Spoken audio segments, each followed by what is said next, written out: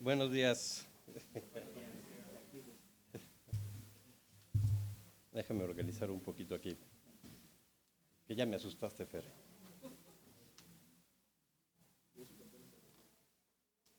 ¿Cómo están? ¿Cansados? ¿No? ¿Cómo les fue con la escuelita bíblica? Ah, qué bueno. ¿Entonces no están cansados? Pues deberían de estar deberían de estar cansados. Bueno, vamos a empezar entonces. Vamos a poner este tiempo en manos del Señor. Alabado y bendito Padre, te damos tantas gracias en este día porque tu gracia es la que se ha derramado en nuestros corazones, tu gracia es la que nos permite estar aquí, tu gracia es infinita, Señor, y cómo agradecerte tan grande don que nos has dado a través de nuestro Señor Salvador Jesucristo. Ayúdanos, Señor, a entender tu palabra, a comprenderla de tal manera que no solamente la podamos expresar, sino que también la podamos poner en nuestro corazón para aplicarla, para practicarla. Y Señor, que hoy tú transformes nuestra vida a través de esta predicación que tú pones en nuestras manos, Señor, pero que sabemos que todo lo guías a través del Santo Espíritu. Bendícenos, Señor, y háblanos hoy, para que nuestro corazón esté preparado, nuestra mente y nuestro entendimiento, para comprender el propósito que tienes para cada uno de nosotros. Te lo rogamos, Señor, en el nombre de Cristo Jesús. Amén. Amén.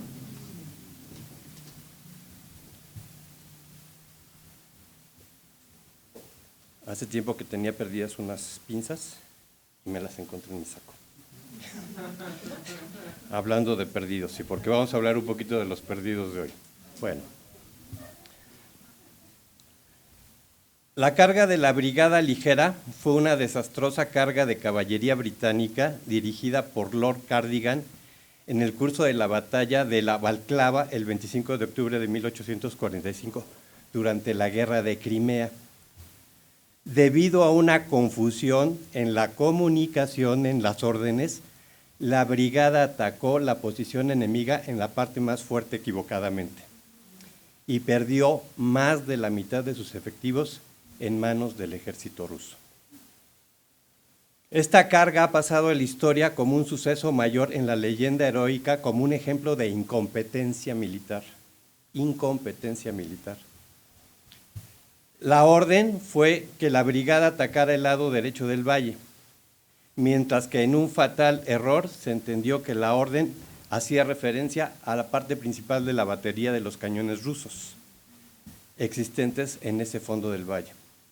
Como consecuencia de esta acción tan valerosa pero inapropiada, la brigada fue casi totalmente acabada. ¿Por qué digo esto? ¿Por qué es esta introducción? Porque precisamente en el capítulo que vamos a leer hoy, los judíos que estaban leyendo este sermón no podían entender entre el judaísmo y el cristianismo y estaban malinterpretando. Producto de ello, muchos de ellos querían regresar al judaísmo, pero vamos a leer nuestro texto. Y ahora sí vamos a leer el capítulo completo. Ahora bien, el punto principal de lo que venimos diciendo es que tenemos tal sumo sacerdote, el cual se sentó a la diestra del trono de la majestad de los cielos, ministro del santuario, y aquel verdadero tabernáculo que levantó el Señor y no el hombre. Porque todo sumo sacerdote está constituido para presentar ofrendas y sacrificios, por lo cual es necesario que también él tenga algo que ofrecer. Así que, si estuviese en la tierra, ni siquiera sería sacerdote, habiendo un sacerdote que presenta las ofrendas según la ley, a los cuales sirven a lo que es figura y sombra de las cosas celestiales, como se le advirtió a Moisés cuando iba a erigir el tabernáculo diciendo: mira, haz todas las cosas conforme al modelo que se te ha mostrado en el monte. Pero ahora, tanto mejor ministerio es el suyo, cuanto es mediador de un mejor pacto, establecido sobre mejores promesas. Porque si aquel primero hubiera sido sin defecto, repito, porque si aquel primero hubiera sido sin defecto, ciertamente no habría procurado lugar para el segundo, porque reprendiéndolos dice, y aquí viene lo importante, aquí vienen días, dice el Señor, en que estableceré con la casa de Israel y la casa de Judá un nuevo pacto. no como el primero que hice con sus padres en el día que los tomé de la mano para sacarlos de la tierra de Egipto, porque ellos no permanecieron en mi pacto, y yo me desentendí de ellos, dice el Señor. Por lo cual, este es el pacto que haré con Israel después de aquellos días, dice el Señor. Vuelvo a repetir, por lo cual, este es el pacto que haré con la casa de Israel después de aquellos días, dice el Señor. Pondré mis leyes en las mentes de ellos y sobre su corazón las escribiré, y seré a ellos por Dios y ellos serán a mí por pueblo. Y ninguno enseñará a su prójimo, ni ninguno a su hermano diciendo, conoce al Señor, porque todos me conocerán, desde el menor hasta el mayor. Porque seré propicio a sus injusticias, y nunca más me acordaré de sus pecados y de sus iniquidades. Al decir, nuevo pacto, ha dado por viejo al primero, y lo que se ha dado por viejo se envejece y está próximo a desaparecer. ¿Sí? Vamos a leerlo en otra versión para que nos quede más claro. La versión NBLA. Ahora bien, el punto principal de lo que se ha dicho es este. Tenemos tal sumo sacerdote, el cual se ha sentado a la diestra del trono de la majestad en los cielos, como ministro del santuario y del tabernáculo verdadero que el Señor erigió, no el hombre, porque todo sumo sacerdote está constituido para presentar ofrendas y sacrificios, por lo cual es necesario que éste también tenga algo que ofrecer. Así que si él estuviera sobre la tierra, ni siquiera sería sacerdote, habiendo sacerdotes que presentan las ofrendas según la ley, los cuales sirven a lo que es copia y sombra de las cosas celestiales, tal como Moisés fue advertido por Dios cuando estaba a punto de elegir el tabernáculo. Pues dice él, mira, haz todas las cosas conforme al modelo que te fue mostrado en el monte. Pero ahora, él ha obtenido un ministerio tanto mejor por cuanto es también mediador de un mejor pacto, establecido sobre mejores promesas, pues si aquí el primer pacto hubiera sido sin defecto, no hubiera buscado lugar para el segundo, porque reprochándoles dice, mira que vienen días, dice el Señor, en que estableceré un nuevo pacto con la casa de Israel y la casa de Judá, no como el pacto que hice con sus padres el día que los tomé de la mano para sacarlos de la tierra de Egipto, porque no permanecieron en mi pacto, y yo me desentendí de ellos, dice el Señor. Porque este es el pacto que yo haré con la casa de Israel, y después de aquellos días, dice el Señor, de nuevo, pondré mis leyes en las mentes de ellos, y las escribiré sobre sus corazones.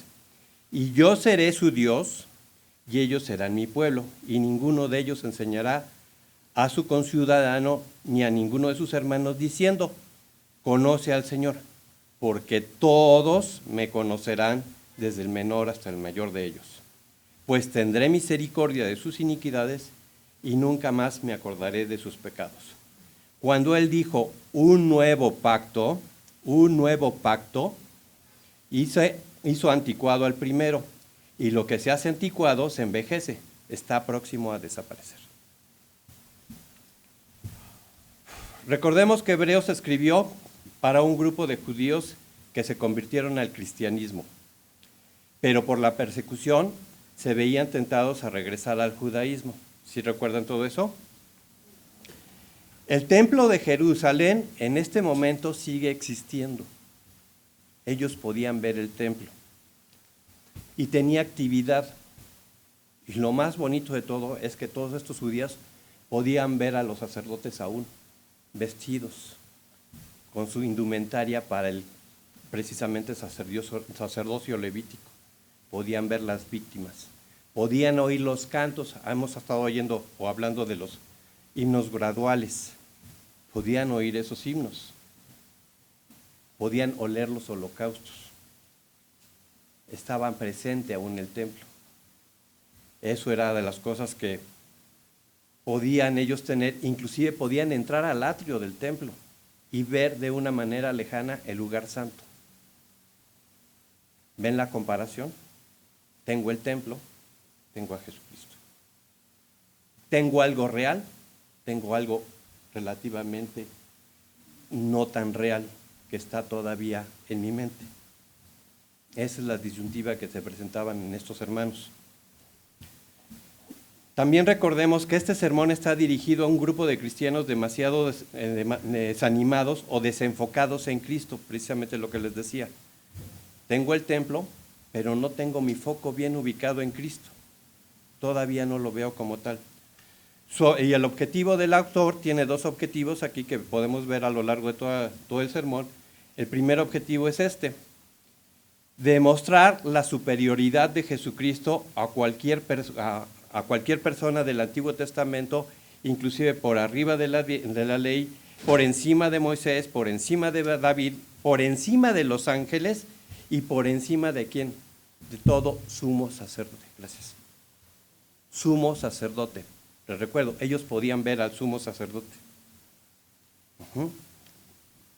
Porque Jesucristo es el Hijo de Dios exaltado y entronizado para cumplir las promesas hechas en el Antiguo Testamento, por medio de un nuevo y mejor pacto, que es lo que veníamos repitiendo. El segundo objetivo de este autor del Sermón de Hebreos es buscar y afirmar y exhortar a este grupo de cristianos a permanecer firmes y leales a Jesús, porque Él está por encima de cualquier personaje, por encima de cualquier sacerdocio levítico e inclusive por arriba del Antiguo Testamento. ¿Queda claro? Esos eran los dos objetivos que buscaba.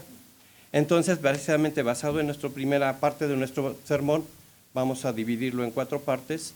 No les voy a hacer la mención de las 4 partes, se las voy a dejar de tarea para que pongan más atención y descubran esas 4 partes que tenemos en este sermón. La primera parte sí se las voy a decir. Es un mejor sacerdote. Y precisamente la encontramos en el versículo 1 y versículo 2. Lo curioso de este mensaje o de esta parte de la Biblia es que leemos ahora bien. ¿A qué se refiere ese ahora bien? A que precisamente todo lo anterior, todo lo que hemos leído del capítulo 7 en anterioridad, en este capítulo se resume. En este capítulo viene todo resumido. Toda la argumentación que dio el autor de Hebreos, en todo este capítulo lo va a resumir y va a demostrar precisamente la superioridad de Jesucristo a todos estos personajes que hemos dicho. Esta frase es un enlace gramatical que se refiere a lo expresado anteriormente. Es un conductor que resume todo lo dicho, con el fin de ver la excelencia de Jesucristo. Es decir, el punto principal de lo que venimos diciendo en los capítulos 7 de Hebreos anteriormente, es que tenemos, y fíjense lo importante, tenemos, no dice tendremos o tuvimos, tenemos, es una verdad en tu vida. ¿Qué es esa verdad? Jesucristo es tu sumo sacerdote. Jesucristo es tu Señor y Salvador. Tienes a Jesucristo.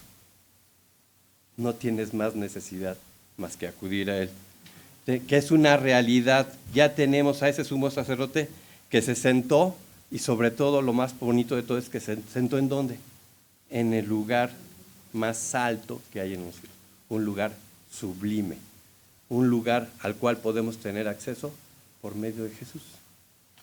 Eso es una realidad y eso es lo que no vislumbraban. Y por eso la introducción que hoy les hice de la brigada ligera. La información no es la correcta. Esta es la correcta información. Tienes un sumo sacerdote al cual harías bien o haríamos bien en acercarnos, al cual haríamos bien en escucharlo, al cual haríamos bien en escudriñar las Escrituras para encontrar el consuelo, el oportuno socorro y la salida en el momento necesario. Y esto es lo práctico del mensaje de hoy, que busquemos esa parte, que busquemos a ese Señor que nos ha dado todo y que sacrificó su sangre por cada uno de nosotros. Dio su vida por ti. Y ahora lo más precioso es que lo tienes entronizado, está en el lugar santísimo para presentar, para interceder por todos y cada uno de nosotros. Y ese lugar sublime es el trono de la majestad en los cielos. te habla de la grandeza en dignidad, en esplendor, en magnificencia. No hay un lugar más sublime en toda la creación. La obra de la salvación está terminada en la cruz. Consumado es. ¿Quién es ese sumo sacerdote? Es una realidad para ti, es una realidad para todo cristiano que recibe la bendición de ser hecho hijo de Dios por medio de la fe en Jesucristo. Él es el Hijo exaltado, Él es el Hijo de Dios, el cual resucitó de los muertos y ha vencido el pecado. El sacrificio de Jesús habla de la poderosa obra del Evangelio, el cual, siendo en forma de Dios, no estimó el ser igual a Dios como cosa que aferrarse, sino que se despojó a sí mismo, tomando forma de siervo, hecho semejante a los hombres, y estando en la condición de hombre, se humilló a sí mismo, haciéndose obediente hasta la muerte, y muerte de cruz, por lo cual Dios también lo exaltó hasta lo sumo, y le dio el nombre que es sobre todo nombre, para que en el nombre de Jesús se doble toda rodilla de lo que está en los cielos y en la tierra, y debajo de la tierra, y toda lengua confiese que Jesucristo es Señor, para gloria de Dios Padre. Ese es el sacerdote que tenemos. No hay comparación. Tenemos ese sumo sacerdote. Aprovechemos de ello. Vivamos en fe. Vivamos prácticamente para que ese sumo sacerdote se haga una realidad en nuestras vidas. Recordemos también que los sacerdotes cumplían con un rol especial en Israel. Son aquellos designados por Dios para servir de puente o de mediador, debido a la necesidad de poder relacionarnos con un Dios santo, bajo un sistema establecido por Dios, tanto para los mismos sacerdotes como para los hombres, los cuales servían a lo que es figura y sombra de las cosas celestes. Aquí que nos enseña el autor, nos recuerda lo siguiente: Dios llamó a los sacerdotes, particularmente llamó a una familia. ¿Quién fue esa familia? Primero llamó a Moisés, luego llamó a Aarón, después toda la familia de los levitas, y ordenó el sacerdocio levítico. Ya lo recordamos en Éxodo. ¿Quién lo escogió? Dios, no el hombre. No fue alguien que se designó, Dios los designó para ello. Ellos servían en el tabernáculo, y en el tabernáculo existía un lugar muy especial que era el lugar santísimo, en el cual solo el sumo sacerdote podía entrar una vez al año y no sin sangre para expiar los pecados. Recordemos el día de la expiación o el día del Yom Kippur. Nos recuerda también que el sacerdote tenía que vestirse de una manera especial que representaba a las 12 tribus de Israel. Utilizaba una tiara que decía santidad a Jehová. Dios había establecido los términos, las condiciones, la forma, la indumentaria, y todo lo había escogido Dios y había dicho cómo eran esas órdenes. No había nada que se le había escapado. Si tú querías presentar alguna adoración o alguna alabanza fuera de ese contexto, ¿qué pasaba? Morías. Si querías hacerte sacerdote y Dios no te había llamado, morías. Entonces aquí vemos precisamente las cosas establecidas a las cuales el autor de Hebreos está especificando, y va a dar el porqué de todo esto y cómo esto llegó a ser, no digo que obsoleto, porque si vemos el Antiguo Testamento y toda la orden levítica, no era obsoleto. Iba a perecer, pero estaba incompleto. ¿Funcionaba? Sí funcionaba, pero estaba incompleto. No era lo que el Señor había diseñado en su inmensa soberanía. Todo esto tenía una liturgia que se efectuaba día a día. Los panes de la propiciación, el aceite de la menorá, el incienso aromático, el holocausto continuo. Todos estos símbolos, ¿hacia dónde apuntaban? Hacia Cristo. La vestimenta, precisamente lo que hablamos, el cordero inmolado, el presentarse de una forma especial, el ir y cumplir con la liturgia de presentarse antes de entrar al lugar santísimo, lavarse las manos, ofrecer un sacrificio, todo eso ¿a quién apunta? A Cristo. Puedes ver a Cristo ubicado en todo lo que es el santuario, en el orden levítico y en todo lo que es la orden sacerdotal. Y eso es lo que quiere que el autor recordemos, que todo ese judaísmo que traíamos está apuntando a una sola persona, está apuntando a Jesucristo, a ese sumo sacerdote. Este tabernáculo o santuario fue erigido bajo el modelo celestial dado a Moisés como una copia o réplica de lo que había en el cielo. Repito, como una copia y réplica de lo que había en el cielo. ¿Funcionaba? Sí, pero estaba incompleto. No quiere decir que esto fallaba, o no quiere decir que esto estaba en un error. Lo que nos está diciendo es que esto estaba incompleto y que, repito, estaba apuntando hacia Cristo. ¿Cuál era el propósito?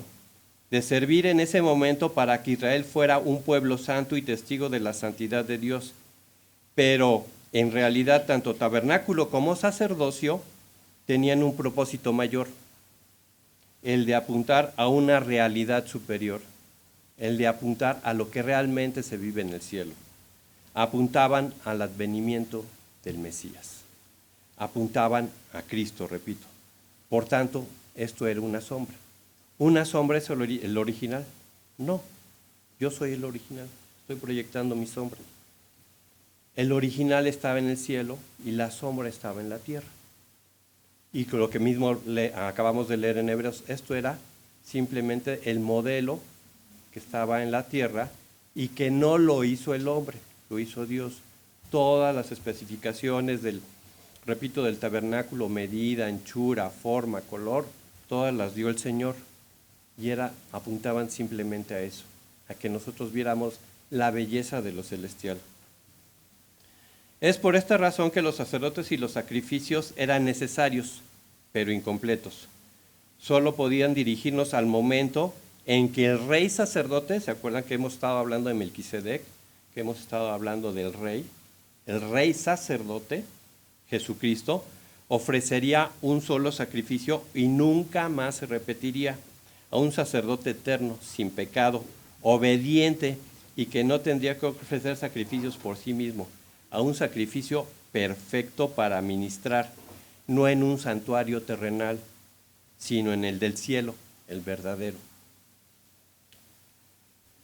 Lo que nos está diciendo el autor de Hebreos es que Jesús se ha convertido, fíjense, en nuestro mediador, nuestro sacerdote, ofrenda y sacrificio.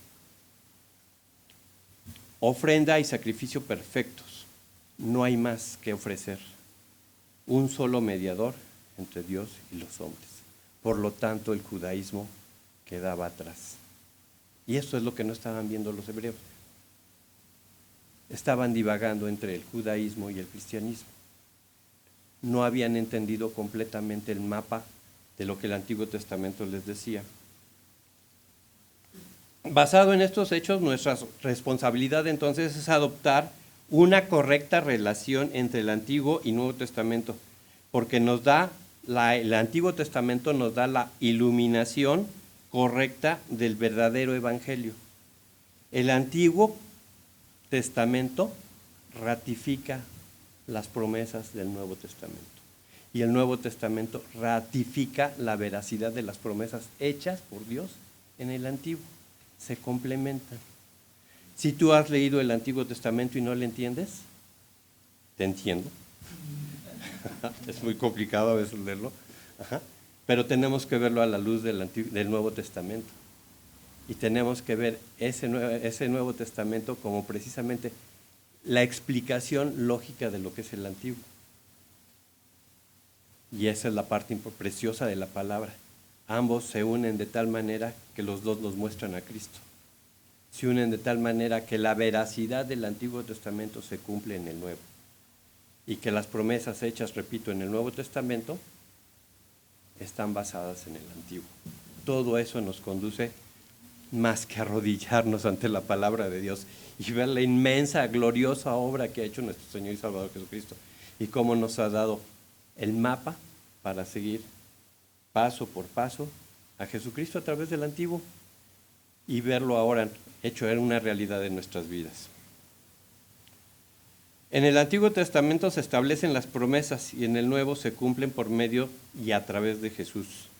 No podemos ignorar el Antiguo Testamento, por el contrario, es el mapa que nos lleva a Jesús, es la guía, es la orden que no nos hace perdernos y extraviarnos. Eso es lo que nos está diciendo el autor de Hebreos.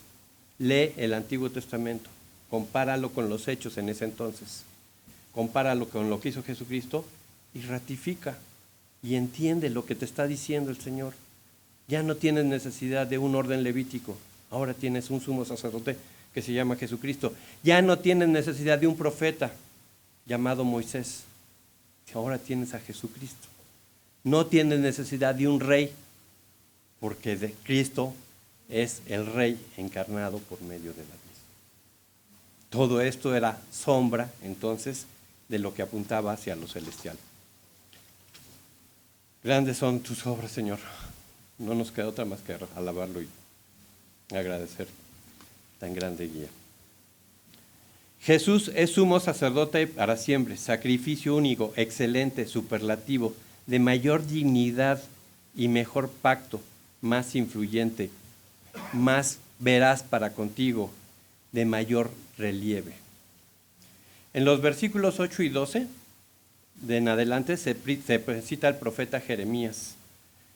Esta parte del profeta Jeremías, que precisamente leemos en Hebreos, dice, porque reprendiéndole dice, aquí vienen días, dice el Señor, se escribió 600 años antes del advenimiento de Cristo. Para que precisamente lo que les estaba diciendo, comparemos las promesas hechas en el Antiguo Testamento, ratificadas en el Nuevo Testamento a través de la vida de Jesucristo. 600 años antes. Y ratifica la idea de que el antiguo pacto o antiguo testamento eran el camino que nos debería de llevar a Cristo. Por lo tanto, el mismo profeta establece la promesa de uno nuevo, que es lo que estábamos leyendo en esto. He aquí vienen días, dice el Señor, en que estableceré con la casa de Israel y con la casa de Judá un nuevo pacto. No como el pacto que hice con sus padres el día que los tomé de la mano para sacarlos de la tierra de Egipto. Versículo 13, al decir nuevo pacto, ha dado por viejo al primero. Algo impresionante de lo que vemos en este pasaje, en la parte final de Hebreos, donde dice, al decir nuevo pacto, ha dado por viejo el primero, y lo que se ha dado por viejo se envejece, está próximo a desaparecer. Fíjense esta palabra, a desaparecer. Es que aproximadamente 5 años más tarde de haberse escrito esta carta, el templo desapareció. El templo fue destruido.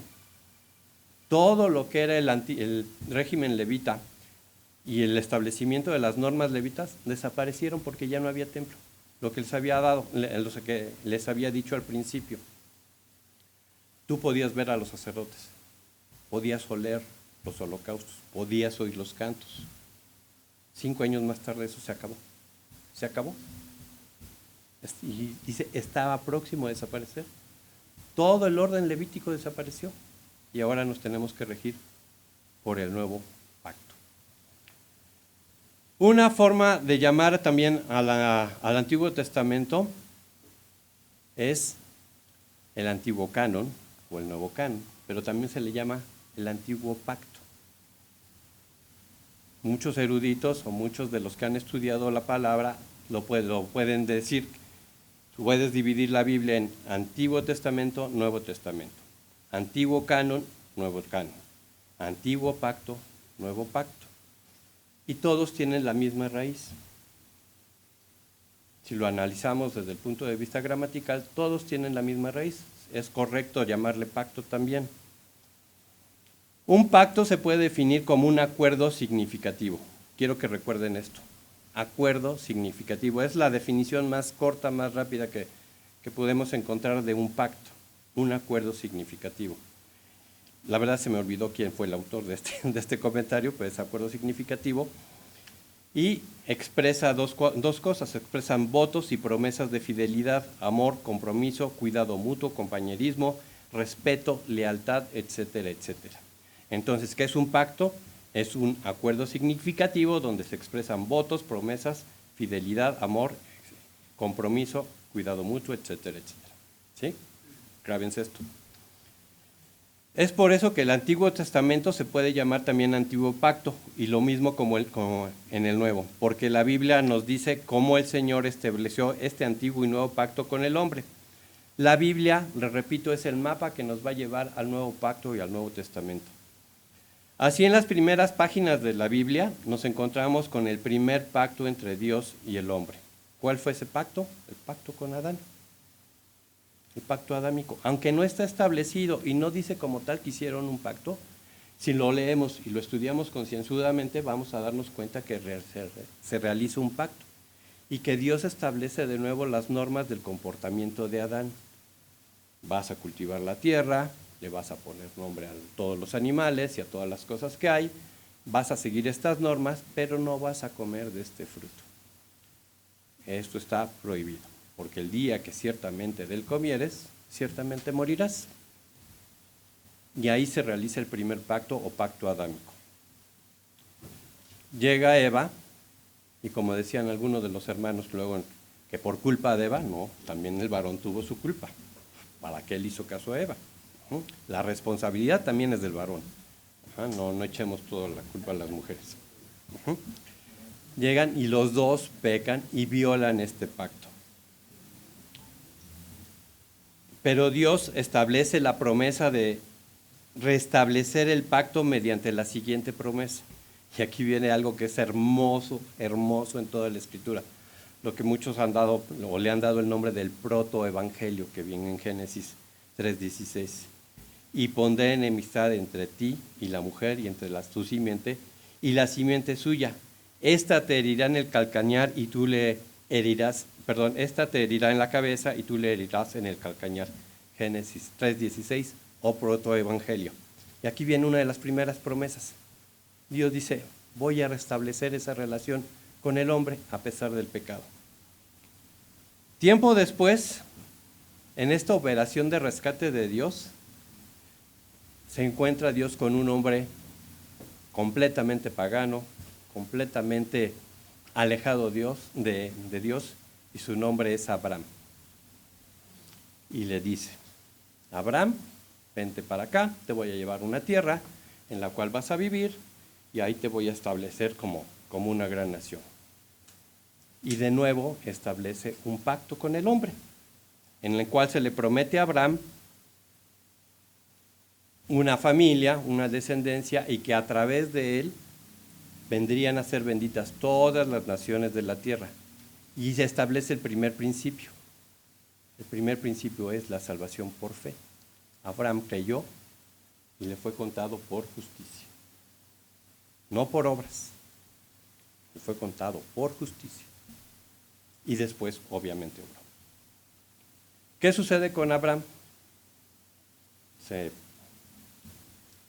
crece, su familia se multiplica, siguen su camino, Dios tiene planes para ellos, y desciende a Egipto. Al descender a Egipto, 400 años de esclavitud. Vuelve el hombre a violar el pacto establecido, no siguiendo las órdenes del Señor, y producto de ello cae en esclavitud 400 años. Ahí nace Moisés, es rescatado de las aguas, después mata a un egipcio, todos recordamos la historia, ¿verdad? Huye al desierto, y en el desierto Dios vuelve a renovar esa promesa. Están fallando, sin embargo Dios es fiel y dice, aquí vamos a restablecer, y vuelve a ratificar ese nuevo pacto. Los rescata del monte Sinaí, vuelve a tomar la iniciativa y establece entonces el pacto mosaico, y este pacto aquí, ojo, este pacto, a diferencia de los otros, es más condicional. Aquí sí establece Dios ya normas más estrechas para la condición del pacto. Si tú obras, yo te bendeciré. Si no obras, yo te maldeciré. Y aquí vemos una de las pequeñas diferencias entre los otros pactos. Aquí ya establece Dios ciertas condiciones. ¿Por qué? Porque sabe que el hombre las va a violar de todas maneras. Y quiero recordarles algo. ¿Todo esto era malo? No. Era simplemente el ayo que nos iba a llevar, era el yugo que nos iba a llevar precisamente al Nuevo Testamento a reconocer todas esas promesas y a reconocer, hacernos doblar nuestra rodilla delante de Cristo para reconocerlo como tal. Israel rompe entonces con todos estos pactos y todo parece perdido a causa de la idolatría e inmoralidad.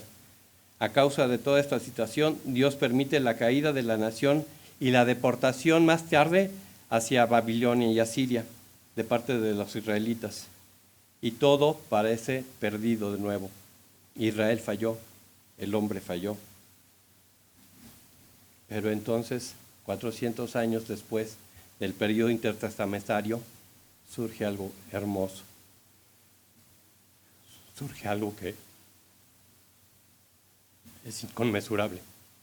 Viene el pacto de gracia. Ese pacto de gracia dado por Jesucristo. Surge esa promesa que Dios nos ha dado. Surge ese personaje al cual todos nosotros le debemos no solamente la vida, sino la salvación de nuestros pecados. Viene ese pacto de gracia que se cumple a través de Jesucristo y que todo Israel rompió. Él es la simiente de Génesis. Él es el descendiente de Abraham. Cumple con todos los requisitos de la ley mosaica.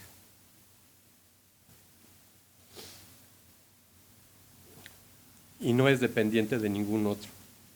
Establecerá un reino de justicia, de paz. Jesús es Dios mismo, Rey, sacerdote, sacrificio y ofrenda. El Cordero que quita el pecado del mundo.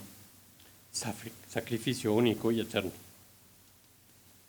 Expiación y justificación tuya y mía, con el cual Dios establece esas promesas y te dice, tienes vida eterna. Tienes un sacerdote excelso al cual puedes acudir. Tienes ese don inefable que Dios te ha dado a través de la vida de Jesucristo para redarguirte del pecado. Y aparte de todo ello, tienes esa comunión con el Dios creador del cielo y de la tierra. ¿Qué tenemos que hacer? Dobla tu rodilla delante de Él. ¿Qué tienes que hacer? Inclínate ante Él y pídele que sea tu Señor y Salvador. ¿Qué tienes que hacer? Pídele que te llene de propósito tu vida para seguir su camino. Pero lo más grandioso de este pacto es que no solamente es un pacto de gracia.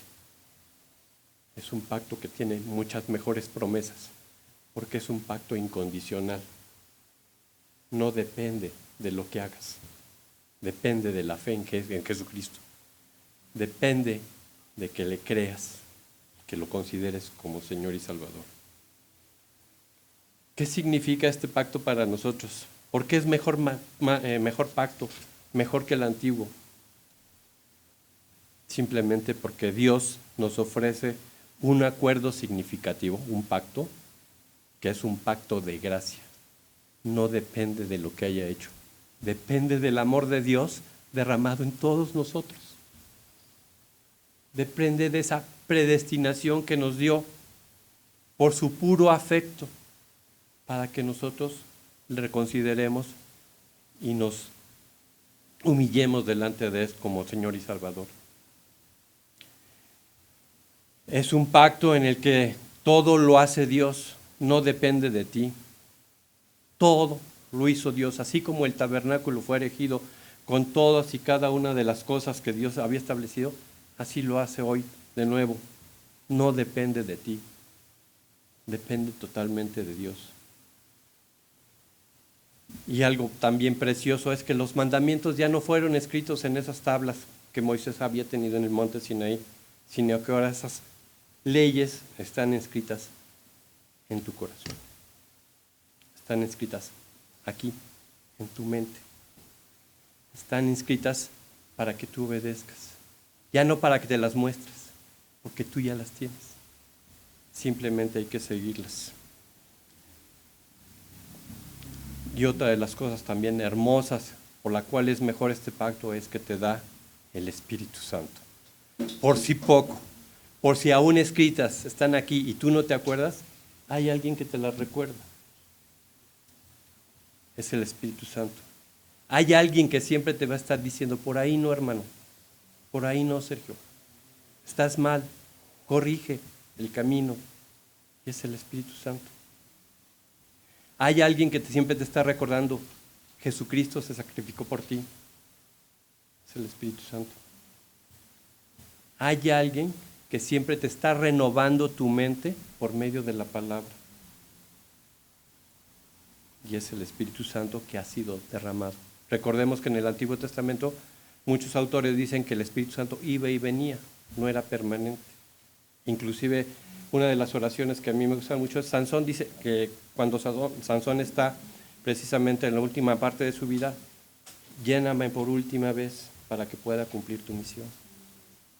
¿De qué nos habla? De la ausencia de ese Espíritu Santo. Viene el Espíritu Santo, toma y hace la obra. Ahora no, ahora tú tienes 24/7 el Espíritu Santo. Guíate por él. Y otra cosa también importante es que este pacto es un mejor ministerio. Ya no hay más sacerdotes, ya no hay más sacrificios por el pecado. Ya hay un solo sacrificio, fue único y perfecto. Ya no tenemos que estar ofreciendo. Ya no tienes que acudir al sacerdote. Este ya es el único. Por eso mi insistencia, hermanos, acudamos al sumo sacerdote. Acudamos al oportuno socorro. Hoy dobla, hoy debe ser un cambio significativo en tu vida. Hoy debemos salir gozosos de que el Señor está con nosotros y Él nos transforma.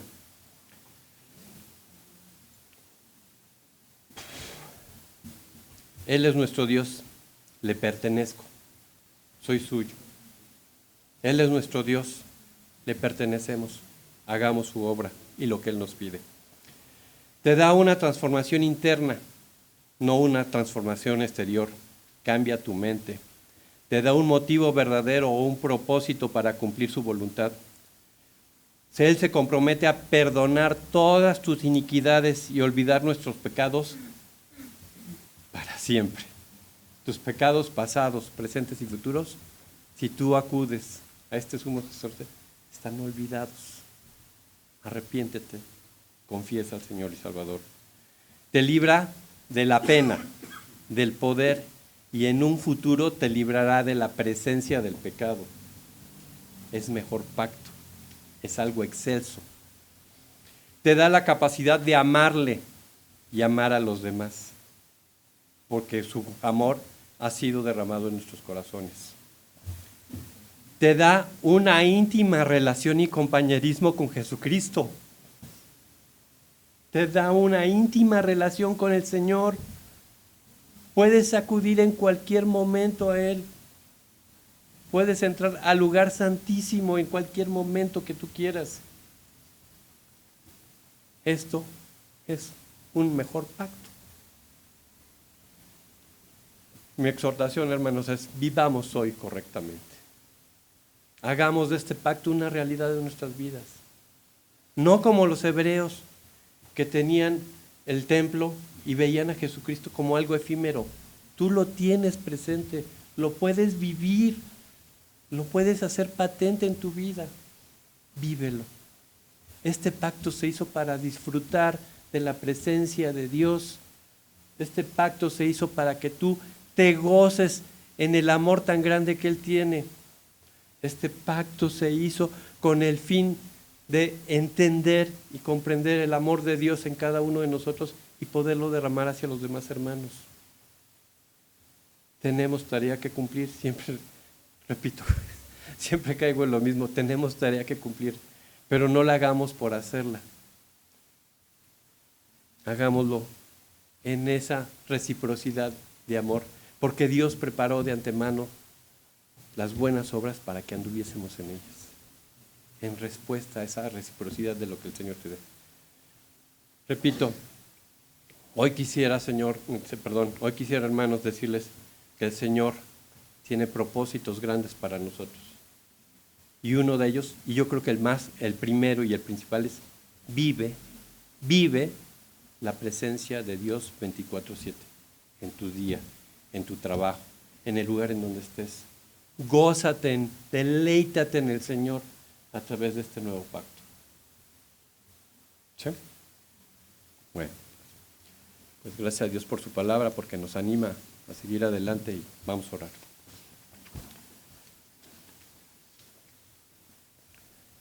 Señor Dios Todopoderoso,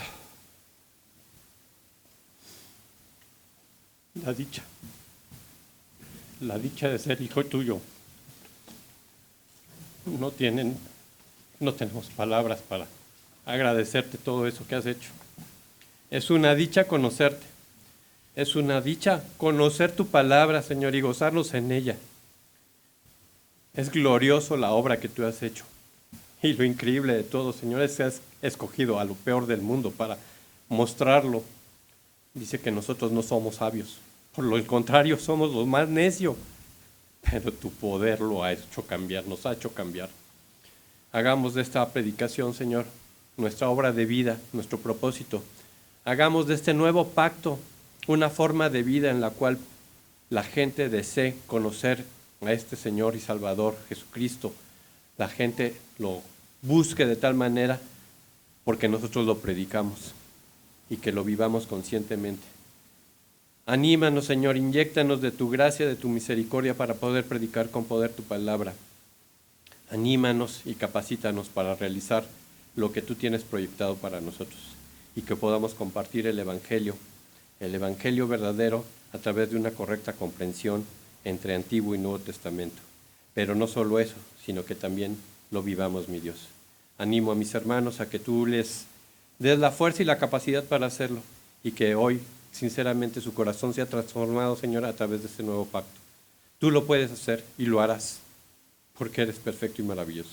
Te lo rogamos en el nombre de Cristo Jesús. Amén.